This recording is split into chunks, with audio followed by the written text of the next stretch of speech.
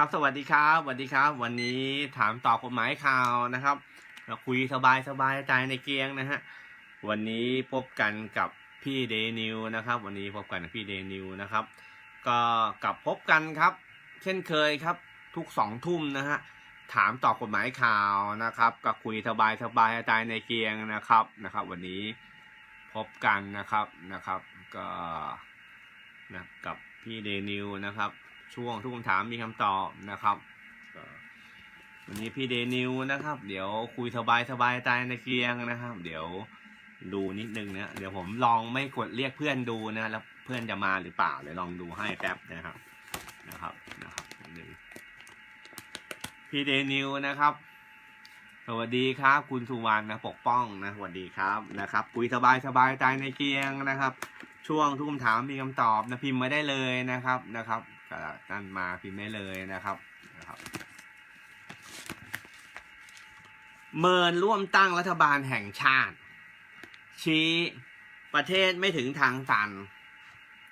หลายพรรคฉะแนวคิดดันทุลังขัดรัฐธรรมนูญไพบูลย์ดักคอแผนเขี่ยลุงตู่พ้นเวทีการเมืองพลังประชารัฐฟันธงไม่มีรัฐบาลแห่งชาติ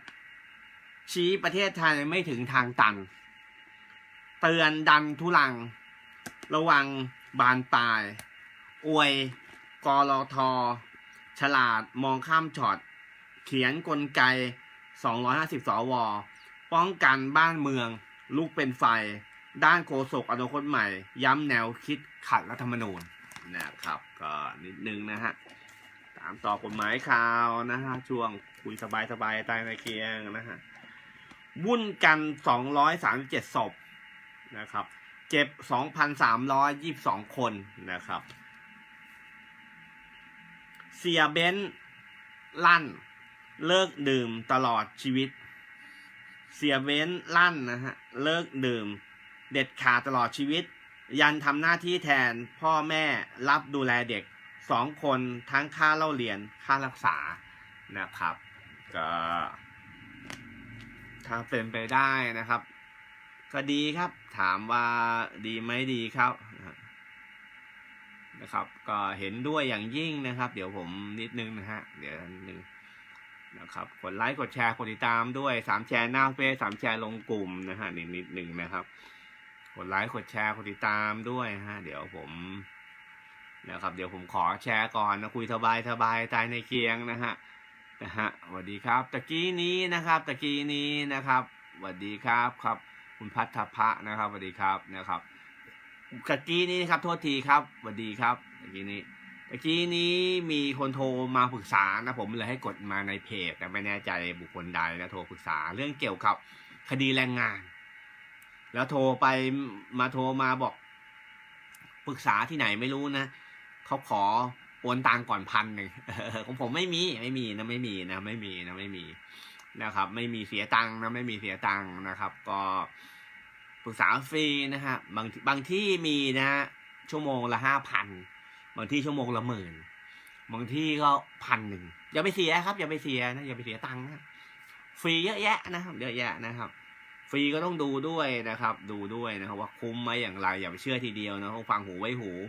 ดูประมวลกฎหมายหลักการด้วยนะครับตะกี้คุยปรึกษาเรื่องคดีแรงงานนะครับเรื่องแรงงานเขาบอกว่าอยู่ดีจะลาออกแล้วเจ้านายนะครับเจ้าของบริษัทพิมพ์คำว่าลาออกให้ออกไปก็โดนกฎหมายแรงงานนะครับกฎหมายแรงงานนะหล่อยิ้มนักสู้นะครับสวัสดีครับคุณสุชานะสวัสดีครับนะครับก็กฎหมายแรงงานนะกฎหมายแรงงานก็ต้องดูนะต้องถามก่อนว่าคุณขาดงานเกิน3 วันหรือเปล่าอย่างไรนะครับถ้าขาดงานเกิน3 วันโดยไม่มีเหตุอันควรนะครับก็มีสิทธิ์เขาให้ออกได้โดยไม่จำเป็นต้องมีคณะกรรมการไม่ต้องจำเป็นนะฮะขาดงานเกิน3 วันคดีงานเขาเสียหายเขาให้ออกได้เลยถ้าคุณขาดงานไม่แม้จะมีวันหยุดค่อมก็ตามขั้นก็ตามแต่ถ้าคุณมีเหตุอันควรต้องดูเหตุอันควรอะไรมีลาก่อนหรือไม่นะครับลาป่วยหรือเปล่าลากิจหรือไม่นะครับคุณก็จะไม่โดนนะครับ แต่ถามว่าเขาอยู่ดีไม่พอใจแล้วอยู่ดีไล่คุณออกเลยได้ไหมไม่ได้กฎหมายแรงงานไม่ได้นะครับวิธีทางแก้ให้ไปร้องที่กรมแรงงานนะฮะทุกจังหวัดมีนะไปร้องได้เลยนะร้องแล้วฟ้องให้แรงงานจังหวัดฟ้องได้เลยนะฟ้องได้เลยนะครับขั้นตอนนะมีหลายขั้นตอนนะจะฟ้องเองแรงงานจังหวัดก็ไปฟ้องร่างขั้นตอนนั้นนะครับแต่คุณยังไม่มีสิทธิ์นะฮะไม่มีสิทธิ์ที่จะไปดำเนินการไล่ออกได้เลยนะฮะไม่มีสิทธิ์นะฮะไล่ออกเลยคุณต้องใช้สิทธิ์โดยหยุดกี่วันทำงานมากี่วันคุณต้องจ่ายค่าชดเชยจ่ายเงินค่าแรงงานเขานะครับแล้วค่าชดเชยถึงคุณจะจ่ายเงินตามครบแล้วก็ตามนะฮะสุดท้ายแล้วคุณร้องของคือถ้าเขาไม่ได้รับความเป็นธรรมนะครับเขาก็สามารถค่าเสียหายได้นะครับไม่ใช่ว่าอยู่ดีจะไปเขาทำงานมาถึงอายุมากแล้วไปไล่เขาออกโดยที่ไม่ให้เขาต่อไปอยู่ต่อไปไม่ได้ก็ต้องดูด้วยนะครับบางทีนะครับไม่ใช่ว่านึกอยากไล่ใครออกก็ไล่ออกเลยถ้าไม่เหตุนะฮะเราต้องทำเป็นรูปคณะกรรมการนะฮะตั้งมีเตือนครั้งที่1เตือนครั้งที่2อย่างไรบางทีบอกโรงงานนั้นห้ามดูดบุหรี่อย่างเงี้ยครับห้ามดูดบุหรี่ต้องดูด้วยโรงงานเขาทำอะไรถ้าโรงงานก็ทำฟูกโรงงานก็ทำแอลกอฮอล์ต้องดูด้วยนะครับในสิ่งที่เขาอาจจะระเบิดได้ไหม้ได้เขาถึงห้ามดูดบุหรี่มันวอดวายเขาเสียหายเขาถึงให้ออกได้ดูเป็นเคสไปนะครับไม่ใช่ว่าอยู่ดีเขาจะห้ามดูบุหรี่แล้วโดนไล่ออกเลยไม่ใช่ว่าบางฎีกาเขาบอกว่า ไล่ออกไม่ได้แต่บางฎีกาไล่ออกได้เพราะว่าเขาทำเกี่ยวกับฟูกที่นอนหรือทำเกี่ยวกับเรื่องพวกน้ำมันต่างๆคุณไม่มีสิทธิ์ที่จะไปดูดบุหรี่นะฮะต่างๆนะครับก็ถือว่าร้ายแรงนะฮะมีสิทธิ์เจ้าทางกรรมการบริษัทหรือผู้จัดการบริษัทสามารถไล่ออกได้นะครับคุณจะไปอ้างเหตุอันชอบธรรมไม่ได้ต้องเอาใจเขาใจเรานะกฎหมายเขามีอยู่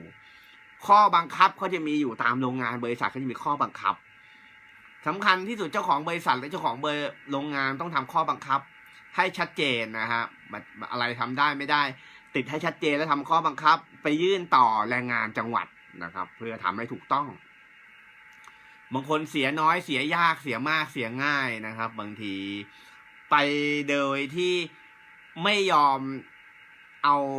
จ้างที่ปรึกษากฎหมายหรือคนที่รู้เกี่ยวกับแรงงานกฎหมายแรงงานเข้าไปดูกฎหมายใหม่ก็เยอะนะครับบางทีเอาไปดูกันเองเอาค่าเก่าเต่าเลี้ยงไปดูแล้วก็เปิดประมวลเปิดอะไรมาดูนะฮะไม่มีคณะกรรมการถ้ามีปัญหาโดยมีใบตักเตือนมีอะไรก็ต้องมีคณะกรรมการให้ตักเตือนนะครับต้องดูด้วยนะครับสวัสดีครับทนายบุญถาวรนะครับสวัสดีครับนะครับมันต้องดูด้วยนะครับบางทีไม่ใช่นึกอยากจะไล่ใครออกก็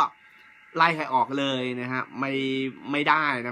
นะฮะผิดกฎหมายนะฮะท่านอาจจะโดนชดเชยนะครับต่างๆเป็นล้านนะหลายๆล้านนะบางคดีฟ้องกันที50 ล้านเลยนะครับผมเคยทำคดีนะฮะโดนลูกความผมโดนฟ้อง50 ล้านก็มีนะฮะทำไมถึงฟ้อง50 ล้านฟ้องละเมิดนะฮะฟ้องละเมิดนะฮะแรงงานต่างๆเขาฟ้องละเมิดฟ้อง50 ล้านเสียค่าธรรมเนียม200,000นะฮะแต่ถ้าเกิน50 ล้านไปก็ 0.1 นะครับก็ถามต่อกฎหมายข่าวนะครับกดไลค์กดแชร์กดติดตามด้วยฮะ3 แชร์หน้าเฟซ3 แชร์ลงกลุ่มนะครับก็นิดนึงนะครับกดไลค์กดแชร์กดติดตามด้วยฮะ3 แชร์หน้าเฟซ3 แชร์ลงกลุ่มนะเดี๋ยวผมกดนิดนึงนะครับพอดีโทรศัพท์มีปัญหานิดนึงนะโทษทีนะครับแป๊บเดี๋ยวถามต่อกฎหมายข่าววันนี้จะมาคุยเรื่องนะพอดีเขาพิมพ์ถามผมนะสวัสดีครับพี่ศิลาสวัสดีครับนะครับเขาพิมพ์ถามผมว่าสัญญากู้นะครับพอดีเขาพิมพ์ถามนะฮะสัญญากู้มีเซ็นสัญญากู้ไว้แล้วลูกหนี้ไม่จ่ายฐานะให้เราเป็นเจ้าหนี้เราสามารถเอาสัญญากู้ไปแจ้งความได้ไหมนะครับผมตอบเลยก็ได้นะครับเดี๋ยวช่วงทุกคำถามมีคำตอบผมตอบเลยนะเดี๋ยวก่อนอ่านข่าวนะตอบเลยนะครับจ้างยาเงินกู้ลงแจ้งประจำวันนะแจ้งเป็นหลักฐานได้แต่แจ้งดำเนินคดีให้เขารับผิดไม่ได้มันเป็นกฎหมายแพ่งครับสัญญากู้โดยที่ลงลายมือชื่อเมื่อก่อน50 บาทตามประมวลกฎหมายแพ่งและพาณิชย์เดี๋ยวนี้ 2,000 นะครับแก้ไขนานแล้วนะฮะแพ่งและพาณิชย์มาตรา6นะครับ653นะครับ ก็นิดนึงนะครับก็ต้องดูนะฮะดูตามกฎหมายนิดนึงนะครับดูตามให้ทันด้วยนะครับเราต้องพึงระวังด้วยนะครับแต่ถามว่าถ้าเราโดนหลอกลวงไม่ได้กู้แต่หลอกให้เซ็นสัญญากู้แล้วก็หลอกลวงทำธุรกิจต่างๆไม่เป็นธุรกิจตามนั้นตามที่บอกไว้ช่อโกงหลอกลวงมาแต่ต้นก็สามารถฟ้องแจ้งความดำเนินคดีเป็นช่อโกงได้เอาสัญญากู้เป็นหลักฐานได้ก็ต้องดูข้อเท็จจริงด้วยแต่ถ้าแจ้งความโดยที่เรื่องกู้ยืมไม่ได้แน่นอนนะครับแต่ถ้าแจ้งความโดยที่เขาหลอกลวงช่อโกงนะครับหรือตามช่อโกงประชาชนอย่างเงี้ยแจ้งความได้นะครับเอาสัญญากู้เป็นหลักฐานได้นะครับต้องดูเป็นประเด็นไปนะครับเดี๋ยวอ่านถามตอบกฎหมายข่าวก่อนแล้วก็ช่วงทุกคำถามมีคำตอบพิมพ์มาได้เลยนะทุกคำถามมีคำตอบนะครับแล้วก็เดี๋ยวผมอ่านข่าวเสร็จแล้วก็ช่วงไหนผมจะอธิบายที่ถามมานะต่างๆนะที่ผมกดปาร์ตี้ไปเงี้ยเขาจะมีมาผมก็จะเก็บอินบ็อกซ์ไว้แล้วผมก็จะมาตอบในถามตอบกฎหมายข่าวนะครับแล้วก็มีอะไรสงสัยก็อินบ็อกซ์มาได้เลยนะครับมาถามได้เลยนะฮะกฎหมายแรงงานถามว่าเขาอยู่ดีไล่ออกเลยถ้าขาดงานไม่เกิน3 วันไม่ผิดกฎหมายเราสามารถเอาใบวันเปิดทำการเอาใบนั้นไปยื่นที่แรงงานได้นะครับแรงงานจังหวัดนะครับเรียกค่าชดเชยได้นะครับเมินร่วมตั้งรัฐบาลแห่งชาติแล้วนะครับวงจรปิดมัดหนุ่มก่อสร้างนะครับหนุ่มก่อเหตุรับขาดสติสงกรานต์เดือดโจเมืองหนองคายดุยกพวกตะลุมบอลวิวาทกันกลางงานคอนเสิร์ตศูนย์การค้าเอเชียพีคทหารกลกรเข้าห้ามปาล์มถูกขวดเบียร์ปากฉลามแทงใบหน้าลำคอหลักฐานมัดภาพจากกล้องวงจรปิดหลักฐานมัดตัวนายนพดลสิริวงกลมนะครับเมาขาดสติทุบขวดเบียร์เป็นปากฉลามแทงคอพลทหารนะฮะนิกรนะครับภาพเล็กที่มาระงับเหตุทะเลาะวิวาทเสียชีวิตในจังหวัดหนองคายขอแสดงความเสียใจด้วยนะครับแค่ฆ่าคนตายโดยเจตนาไม่พอนะฮะก็ฆ่าเจ้าพนักงานนะฮะขณะปฏิบัติหน้าที่นะฮะประมวลกฎหมายอาญามาตรา289นะฮะ289นะครับก็โดยมาตรา59เจตนาประสงค์ผลเล็งเห็นผลนะครับระงับเหตุจริงๆแล้วด้วยความเคารพนะฮะไม่น่าจะเอาฐานเกณฑ์ไประงับเหตุนะครับด้วยความเคารพไม่ว่า3ชายแดนภาคใต้หรือในระงับเหตุต่างๆทหารเกณฑ์ผมว่าไม่ในความเห็นผมนะให้ทำอย่างอื่นนะฮะอย่าเรื่องระงับเหตุผมว่าฝีมือเขายังไม่ถึงนะฮะผมว่าทำไมไม่ให้ครูฝึกทหารหรือพี่ตำรวจที่ฝึกมาเข้าไปครับนะครับทหารเกณฑ์ผมว่าไม่สมควรจะเข้าไปนะครับในความเห็นผมนะไม่ว่า3ชายแดนภาคใต้หรือที่มีจราจรอะไรต่างๆทหารเกณฑ์ไม่สมควรเข้าไปเพราะทหารเกณฑ์ฝึกมาพ่อแม่เขาพี่น้องเขาก็ยังรักเขาอยู่นะครับแล้วเขาก็ปฏิบัติหน้าที่ตามเป็นทหารเกณฑ์ฝึกมานิดเดียวนะครับผมว่าให้เขาพอพ้นจากเกณฑ์ทหารให้กลับไปอยู่ครอบครัวเขานะฮะไม่ให้เกิดการสูญเสียแบบนี้นะครับก็ผมรู้ว่าไม่มีใครเกิดความสูญเสียแต่ผมก็ไม่เห็นด้วยให้ทหารเกณฑ์ไปนะครับไประงับเหตุทหารเกณฑ์ไม่เหมาะสมนะฮะเพราะฝึกมาไม่พอนะครับสวัสดีครับนะฮะที่ติกนกรนะสวัสดีครับนะครับนิดนึงนะฮะพายุฤดูร้อนถล่ม17จังหวัดนะครับเหนือฝุ่นพิษวิกฤต4พื้นที่พปชี้พิษพายุฤดูร้อนนะครับถล่ม17จังหวัดบ้านเรือนนะครับซิ่งนะฮะย้อนสอนตำรวจคุมตัวนายเดชณรงค์วงมูลซิ่งเก่งนะครับ Honda City เฉี่ยวชนรถศูนย์โชคชัย4นะครับและชนดะไปเรื่อยบริเวณแยกไฟฟ้าไฟแดงวัดเทพเวลาถนนรามคำแหงนะครับก่อนหนีขึ้นทางด่วนไปชนแท็กซี่และรถเก๋งอีกคันจนสิ้นฤทธิ์ได้รับบาดเจ็บนะครับอย่างประเด็นอย่างนี้นะครับชนไปเรื่อยๆแล้วตั้งใจชนไปเรื่อยอย่างเงี้ยมีสิทธิ์โดนข้อหานะไม่ประมาทเป็นผู้อื่นเสียชีวิตนะถ้ามีคนตายขึ้นมาอาจจะโดนข้อหาพยายามฆ่าหรืออาจจะโดนข้อหาฆ่าคนตายเจตนาอย่างเงี้ยได้ศาลรับได้เพราะอะไรไหมครับ เพราะคุณไม่ประมาทเมาแล้วขับแล้วชนไม่มีเจตนาเล็งเห็นผลตามประมวลกฎหมายยามาตรา59แต่คุณมีเจตนาเพื่อชนดะไปเรื่อยๆคุณเล็งเห็นผลอยู่แล้วถึงคุณเมาหรือไม่เมาก็ตามแบบนี้ได้ด่านมีด่านตรวจอยู่ชนด่านหรือมีคนอยู่ไล่ชนไปเรื่อยๆด่าเรือนหนีที่ต่างๆคุณโดนข้อหาถ้ามีคนตายหรือมีคนเฉี่ยวคนบาดเจ็บโดนข้อหาพยายามฆ่าได้เลยเคสนี้ได้นะครับหนักเลยครับคุณอ้างเหตุอะไรไม่ได้เลยนะครับก็จับตรวจเหล้าตรวจฉี่นะครับตรวจต่างๆก็โดนด้วยนะครับอย่างนี้นะฮะอันตรายนะอันตรายนะครับหนึ่งนะทำให้คนอื่นไม่รู้อิหนุ่ยเหน่เดือดร้อนด้วยนะครับอย่างเงี้ยได้นะครับถ้าจะเอาประมาทนะฮะเป็นผู้อื่นเมาแล้วขับอย่างเงี้ยโดยชนคนตายต้องไปแก้กฎหมายนะครับไปแก้กฎหมายแก้เลยครับแก้ได้เลยนะครับเพราะช่วงนี้แก้เร็วด้วยนะครับถามต่อกฎหมายข่าวช่วงทุกคำถามมีคำตอบพิมพ์ไม่ได้เลยนะสวัสดีครับคุณหนุ่มเพชรบูรณ์สวัสดีครับนะครับสวัสดีครับคุณพัทรกรสวัสดีครับพีเดนิวนะครับเดี๋ยวผมดูให้เลยนะไปเล่นน้ำไฟไหม้บ้านวอดนะครับขอแสดงความเสียใจด้วยนะครับเขาต้องเช็คดูครับเล่นน้ำในคลองจมน้ำดับนะครับก็นิดนึงนะครับ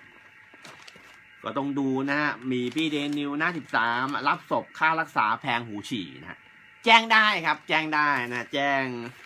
งที่ถ้าจังศูนย์ไหนจังหวัดไหนก็แจ้งที่ไหนไหมฮะแจ้งที่ศูนย์ดำรงธรรมได้เลยนะครับเพราะว่าแพงก็ต้องเช็คดูฮะค่ายาค่าอะไรกันมากมายนะก็ต้องดูว่าผิดกฎหมายหรือเปล่าเพราะดีกฎหมายเขามีค่ายาค่าอะไรเกินกฎหมายกำหนดที่ตั้งไว้หรือไม่ถ้าตั้งว่าต้องมีความผิดนะครับต้องดำเนินคดีให้เฉียบขาดนะฮะต้องแก้กฎหมายว่าถ้าโรงพยาบาลใดนะฮะเก็บเงินเกินเหตุทำไม่รู้ไม่ชี้ไปต้องปิดโรงพยาบาลไปเลยนะครับเพราะถือว่าหากินกับความทุกข์ยากของคนอื่นนะครับก็ต้องแก้ไขไปนะครับแจ้งได้นะที่ศูนย์นะครับพีเดนิวหน้า9นะพลิกป่าหาแม่เจ้าหน้าที่พัดหลงนะครับก็นิดหนึ่งนะฮะเดี๋ยวผมดูให้ถามตอบกฎหมายข่าวนะช่วงทุกคำถามมีคำตอบพิมพ์มาได้เลยนะฮะพิมพ์มาก็ตอบให้เลยนะครับเมื่อกี้ถามผมมาแล้วนะฮะถามพิมพ์ได้เลยนะฮะไม่พิมพ์ผมตอบไปแล้วนะถ้าสงสัยก็อินบ็อกซ์มาถามในเฟซก็ได้หรือถามในไลน์ก็ได้นะครับเดี๋ยวผมตอบให้เลยนะฮะ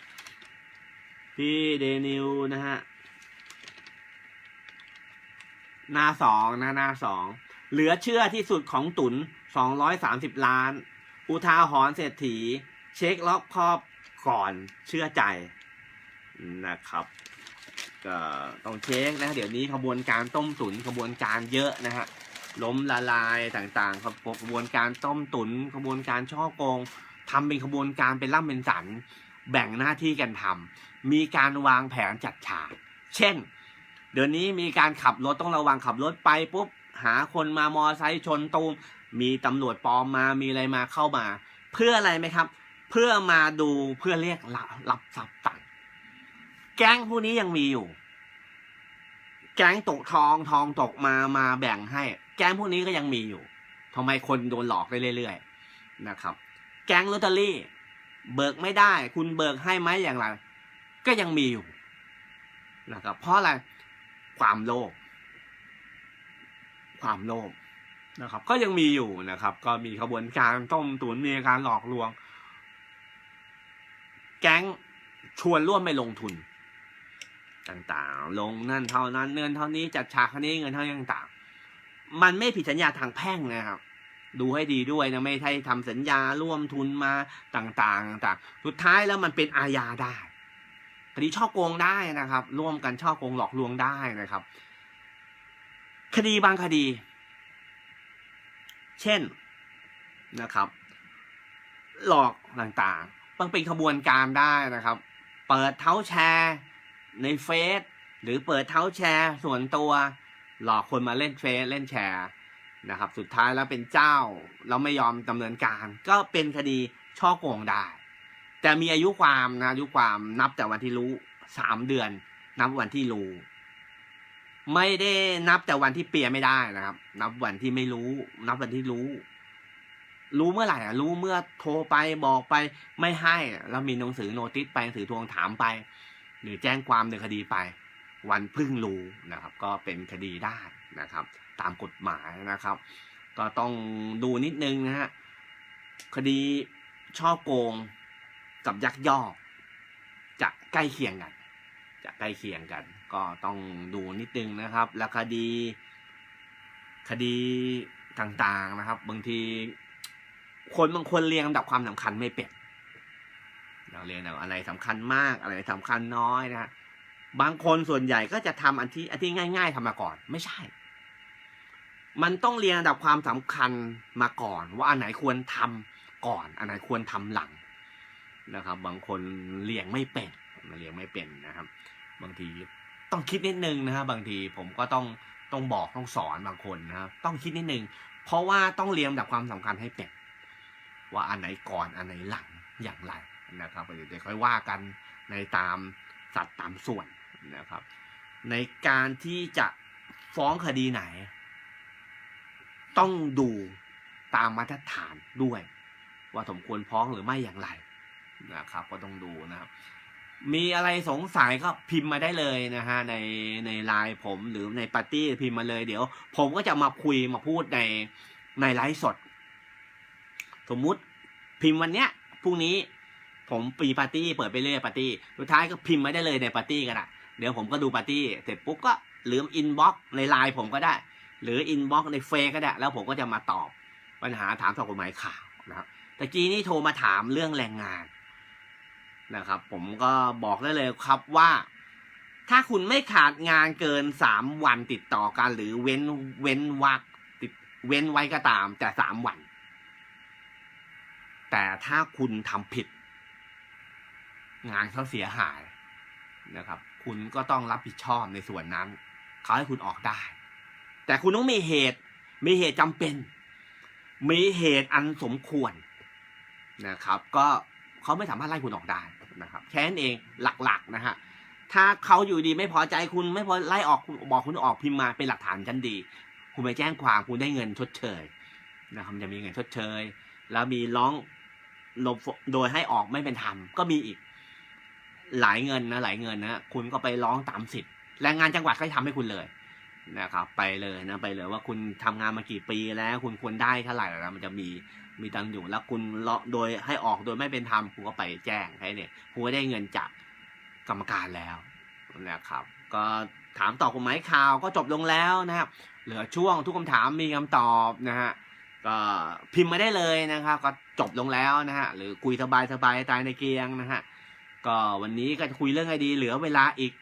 7 นาที11 วินะครับเดี๋ยวคุยดีกดไลค์กดแชร์กดติดตามด้วยนะสวัสดีครับคุณอนันต์สวัสดีครับนะครับกดไลค์กดแชร์กดติดตามด้วย3 แชร์หน้าเฟซ3 แชร์ลงกลุ่มนะถ้าไม่มีอะไรถามนะหรือผมจะพูดวันนี้มาคุยเรื่องอะไรดีคุยเรื่องช่อโกงในคดีที่หลอกให้เขาเซ็นสัญญากู้ก็ได้แต่ถ้าสัญญากู้ถ้าไม่ลงในมือชื่อถ้ามีการลบหรือมีการขีดค่าต้องมีเซ็นลายมือชื่อทั้งผู้กู้และผู้ให้กู้เป็นสำคัญไม่ว่าลบหรือเขียนอะไรแล้วแต่นะเพิ่มเติมแล้วแต่ต้องมีเซ็นไม่ว่าสัญญาทุกอย่างไม่ว่าสัญญากู้สัญญาเช่าสัญญาจ้างทำของสัญญาแล้วแต่ต้องมีเวลามีขีดค่าแล้วต้องมีเซ็นชื่อนะของตัวผู้ให้เช่าและผู้เช่าหรือผู้จ้างทำของและผู้รับจ้างเซ็นชื่อหรือผู้กู้กับผู้ให้กู้เซ็นชื่อด้วยถ้าไม่เซ็นชื่ออยู่ดีตรงเงินกู้ไม่เซ็นชื่อเพิ่มเติมมาอาจจะเป็นปลอมแปลงเอกสารได้ปลอมแปลงเอกสารใช้เอกสารปลอมได้นะครับถ้าไม่ใช่ชื่อเขาสมมุติถ้ามอบอำนาจไปทำในที่ดินคุณไม่มีสิทธิ์มอบอำนาจไปเลยเป็นปลอมแปลงนะครับใช้เอกสารปลอมนะครับถึงจะเป็นลายมือจริงก็ตามนะแต่เขามอบอำนาจเขาไม่มอบอำนาจทำอย่างอื่นเขาไม่มอบอำนาจซื้อขาย